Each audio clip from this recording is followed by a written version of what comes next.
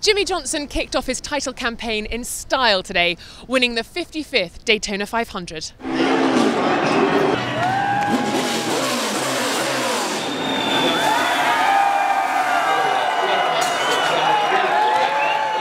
It is just awesome. There's no other way to describe it. To be the first to win in a Gen 6 car, and that car is a Chevrolet, a Chevy SS, just a very, very proud moment.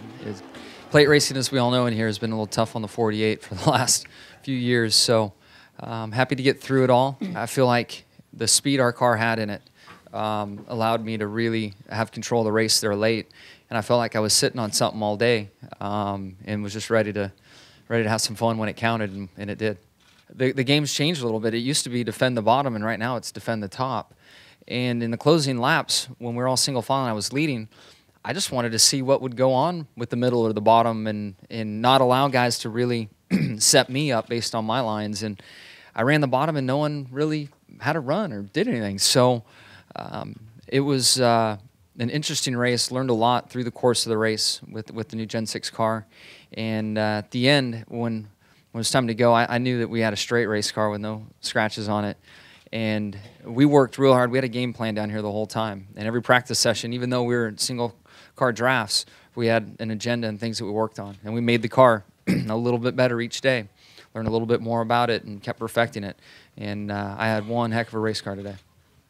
You know, I've struck out a lot at these tracks, and I've left with torn up race cars, and today we had a clean day. I didn't doubt our ability to win. I was just frustrated with circumstances and frustrated with plate racing. And, you know, this will buy me a smile for, I'm sure, the rest of the year on the plate tracks.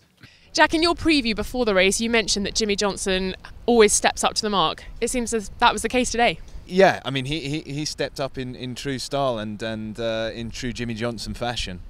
And there were some other challenges, weren't there, in that final lap? Yeah, I mean, Brad Keselowski was one of the early challengers. He seemed to kind of drop off towards the end. I think he might have had a few aero issues with the front left fender of his was flapping around, so he might have struggled a little bit there.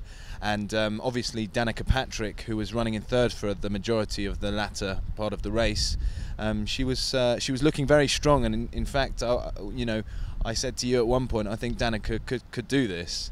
And then finally, Dale Earnhardt Jr. looked like he had some serious momentum on Jimmie Johnson towards the end there. So, you know, it was very interesting watching these guys, you know, try and challenge him. But he had the outside line, which he said was very important to him, and it worked out for him. A well-fought battle. Well, it was Jimmie Johnson in victory lane today. And to keep up to date with the world of motorsport, subscribe to Pole Position.